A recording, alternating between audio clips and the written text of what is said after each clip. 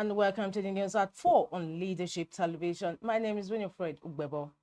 President Bola Tinubu has postponed his scheduled trip to Johannesburg, South Africa and Luanda, Angola, citing the need for updated security briefings following the kidnapping of schoolgirls in Kebbi State and a deadly attack on worshippers at Christ Apostolic Church in Eruku, Kwara State. The decision, confirmed in a statement by presidential spokesman Bayo Onanuga, comes after the governor of Kwara State requested additional security measures. President Tinubu has directed the deployment of more security personnel to Eruku and across the Ekiti local government area, while instructing the police to pursue those responsible for the attack. Originally, the president was set to leave Abuja on Wednesday to attend the 20th G20 summit in South Africa and then proceed to the 7th AU-EU summit in Luanda, Angola. However, the recent security breaches prompted him to suspend the trip. President Tinubu is awaiting reports from Vice President Kashim Shettima, who visited Kebbi on his behalf, as well as updates from the police and the Department of State Services regarding the Kwara attack. Reiterating his commitment to public safety, the president emphasized that security agencies must do everything possible to rescue the 24 kidnapped schoolgirls and ensure their safe return. In a developing story, Oyo State Governor Makinde has explained his dispute with the Minister of the Federal Capital Territory, Wike, amid the ongoing crisis within the People's Democratic Party, PDP. Makinde accused the former Rivers State Governor of attempting to push the party toward a one-party state, a move he said contradicts the vision of Nigeria's founding fathers. Speaking of the clash at the PDP National Secretariat on Tuesday, Makinde assured party members a message of hope, real hope, that I want to give to our members all across the nation and Nigerians. The governor described the conflict as more than a party matter, saying it concerns the future of democracy in Nigeria. We should know that this is a case of it gets worse before it gets better. And if we have to stay here for the next 2 weeks so that democracy will survive in Nigeria, you will see us here, he stated. Addressing questions about his fallout with Wike, despite their close ties before the 2023 elections as part of the G5 group, Makinde downplayed personal disagreements. Small minds talk about people. The average mind talks about events. We'll rather talk about issues. What is the issue? The issue is that we don't believe in the one-party Nigeria. We believe that our founding fathers gave us a multi-party democracy. We must sustain it so that Nigerians can have options when they are choosing their leaders, he said. Makinde insisted that the focus should remain on preserving a multi-party system rather than personal conflicts or isolated events within the PDP. In another news, former Labour Party presidential candidate Peter Obi has accused the federal government of deliberately fomenting crisis within major opposition parties while the country faces worsening security challenges. Obi made the allegation on Wednesday in a post titled "Now Disgraced Nation" on his verified X handle, expressing concern that Nigeria is drifting into a deeper turmoil as attention is diverted to internal party conflicts. Referencing recent violent incidents, Obi highlighted the killing of a senior military officer, the kidnapping of 25 female students in 1 week, and a fresh terror attack in Kwara State.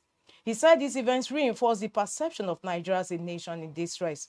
A few weeks ago, when President Trump described our country as now disgraced, many were outraged. How can we dispute it? He asked. Obi criticized disputes within the PDP, Labour Party, SDP, and other political formations, insisting that the crises are deliberately orchestrated by a government that should be embracing everyone so we can unite in this troubling period.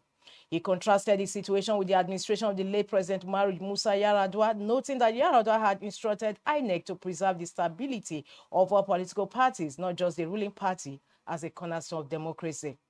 What we witnessed today is the opposite, Obi said. The current government seems more intent on weakening parties than strengthening our democracy, seeking to fragment the PDP, Labour Party, SDP, and others. Argentina's President Javier Milei has been accused of alleged fraud by a congressional commission after promoting a suspected cryptocurrency scam earlier this year. The investigative report released Tuesday by the Chamber of Deputies and led by opposition lawmakers assigned political responsibility to Milei and his sister and advisor Karina Milei. The panel concluded that the facts analyzed would be incompatible with an alleged fraud. Investors lost hundreds of millions of dollars after Milei publicly endorsed the $ Libra meme coin in February, posting on social media. The world wants to invest in Argentina. Libra experts later described the token's collapse as a classic rock pool where developers attract investments before abruptly cashing out. When dollar Libra's value plummeted within a day, Miller distanced himself, claiming he did not know the details of the project. Dozens of legal complaints have since been filed against him and others connected to the token, which were consolidated under a single judge and prosecutor. The Legislative Commission submitted its findings to the court, but it's unclear whether Congress will pursue further action. Newly elected lawmakers taking office on December 10 are expected to include more Miller allies, potentially limiting the legislative follow-up. The commission noted that both Miller and his sister failed to appear for questioning despite being summoned, leaving key testimonies absent from the investigation. And now sports. LeBron James has made history by becoming the first NBA player to participate in 23 consecutive seasons, stepping onto the court for the Los Angeles Lakers on Tuesday. The 40-year-old, who missed the Lakers' first 14 games this season due to sciatica, posted 11 points, 12 assists, and 3 rebounds in 30 minutes during a 140-126 home victory over the Utah Jazz. By appearing in the game, James surpassed Vince Carter's record of 22 consecutive NBA seasons. He also moved past Reggie Miller into 6th place on the NBA's all-time three-pointers list with 2 successful shots from beyond the arc. Luka Doncic led all scorers with 37 points and added 4 steals, 10 assists, and 5 rebounds for the Jazz. Austin Reeves contributed 26 points for the Lakers, while Keontae George and Lauri Markkanen scored 34 and 31 points, respectively, for Utah. The win elevates the Lakers to 4th place in the Western Conference standings, while the Jazz remain in 10th position. And that concludes the news at Fun Leadership Television. For more, log into www.leadership.ng. Thanks for joining us. Thank you for watching. For sponsorship and advert placements, please contact 080-3688-6158.